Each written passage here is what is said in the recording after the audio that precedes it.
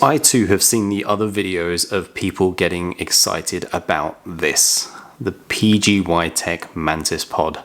Other YouTubers have raved about its features and how great it is for vlogging. And they did get it for free. But ignoring that fact, I too thought that maybe, just maybe, this time it could be the most perfect vlogging selfie stick thing ever. Kind of like I've said every time I've bought one of these things. So I ordered one.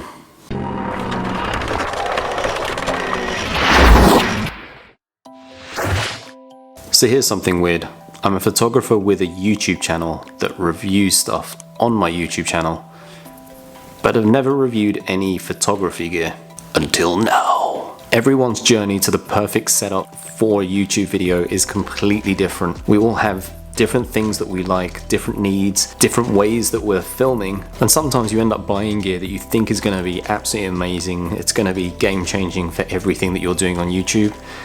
You buy it, you use it once, and then you find that you end up never using it again. In my case, this is particularly true for vlogging. By vlogging, I mean like outside, running around with a camera. I feel like I've never actually found the perfect setup yet. I've used a ton of different selfie sticks, little tripods, large tripods, gorilla pods, gimbals at one point because I thought that was a good idea. But although people use a lot of these things for vlogging and they do it very successfully, for me they're either too big, too heavy, too much effort to set up, too uncomfortable to hold for a long time, too flimsy, too much of a compromise in one thing or another, or only work with a specific type of camera easily. All things that made me start vlogging with action cameras even when there was no action. And this brings with it a whole host of other issues which I've had to find workarounds for. I'm not going to get into those in this video, but if you're interested, let me know in the comments below and I'll make a video on that soon. So here's what I'm going to be looking at in this first impressions review, and I will leave timestamps down below in the description if you want to jump to a particular section. So in terms of size, it's actually not that big, it's not that small either, but just to give you a comparison, let me put in the Gorilla Pod there so you can see what that looks like next to each other. As you can see, it is way more compact than the Gorilla Pod, which I think is the 5K model. So in terms of comfort, it's not as ergonomically designed as I'd kind of hoped. I'm just going to put my Canon M6 on here to see how that feels, and it's actually pretty good. The Mantis Pod itself doesn't feel that heavy, so it doesn't feel like your arm is going to get tired from adding this as extra weight to the camera itself. So when it comes to speed and simplicity of setting this up for vlogging, this is one area where sometimes I end up going, you know what, I'm just going to take the camera and the vlog selfie stick thing just stays in my bag. Nothing fits into a sling bag with one of these sticks on there because they're normally protruding quite a lot. But with this one, you can actually fold the stick down, so it makes it a lot more compact. And then I'll just try and get that into the bag. I mean, it's not perfect, but it's much better. But at the same time, this is why I find the Peak design plates really useful, because I can switch this out, and it also helps when I'm taking multiple cameras because I can switch one camera with another. Now, the only thing for me on the simplicity side right now, because this is new to me, there's a lot of locks and switches and releases, which is all good for security, but it's just you have to kind of use this a lot in order to really figure out what does what, how to get it into each mode, but I'm sure that will come pretty quickly. And it looks pretty simple to go from a tripod into a handheld. So in terms of length, it's not actually that long. However, it does have an extension mode as well, which almost doubles the distance that you can get the camera away from you. This is what 15mm looks like on the M6, which is a crop sensor camera. This is in the kind of normal selfie mode, and this is how much extra you get when you're using it in extended mode on the M6. This is what you can get at 15mm with the R5, which is a full frame camera. This is pretty heavy. It feels really sturdy. It's really it doesn't feel like it's going to drop or anything like that, but I wouldn't want to do this in extended mode because that would feel way too much heavy. That would feel way heavier.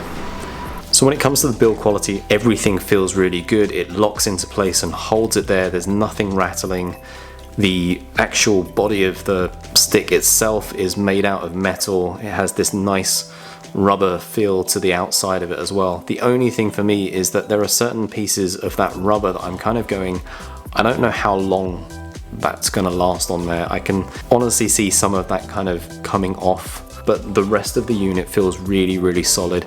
Even the ball head, which, you know, I've just put an R5 with a 15 to 35 lens on there, which is a pretty hefty piece of equipment, but it held it fine. There was no movement, there was no creep from the ball head. So I do want to go through some of the extra features that this has. The Pro model coming with that ball head with an Arca Swiss mount is amazing for me. I use a Peak Design plate on the bottom of pretty much every camera that I have, and this allows me to switch out the cameras very, very quickly. All of my other stuff, like my tripods, my setup here in the studio, all uses that same mount. By far one of my favorite features on this is the hot shoe on the side here, and the reason for this isn't going to be relevant for everyone, but for me, owning an M6, and I think some of the smaller Sony cameras do this as well, the screen that you use for vlogging flips up on top of the camera, which is great if you're just using the camera, but then you can't use a microphone with it.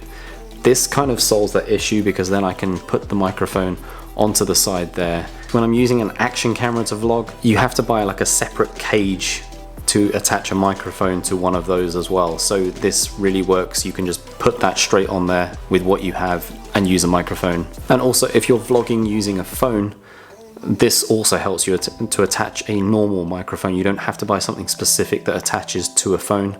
Within the Mantis Pod, there is this tiny little phone clamp which is hidden away in one of the legs here. That allows you to use your phone to vlog. So whether you're a phone vlogger normally, or you've just run out of battery, or you just want that extra flexibility, it's there with this. And number 4 is the Mantis mode. This little clip here is kind of the big selling piece of this tripod, which allows you to attach the Mantis Pod in lots of different ways. Now for me, I don't know how much I'm going to use this. It is a cool feature, but this isn't the primary reason why I bought this. And the last thing that I want to touch on today is the cost.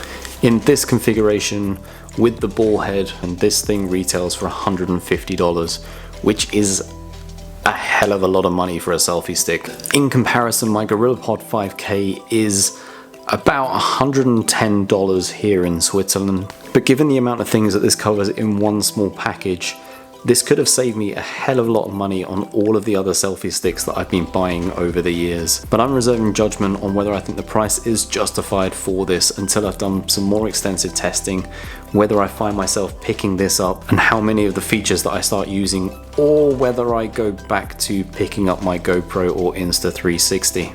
I hope that was a really useful first look at the Mantis Pod. If you have one of these, or you swear by something else, let me know in the comments below. It's really helpful for other people. All that's left to say is tap that thumbs up if you found this useful. Subscribe if you want to see more unbiased reviews of stupid stuff that I've bought. And as always, stay safe, and I will see you in the next video. And I can't believe that there's a siren now. It's never a siren. No.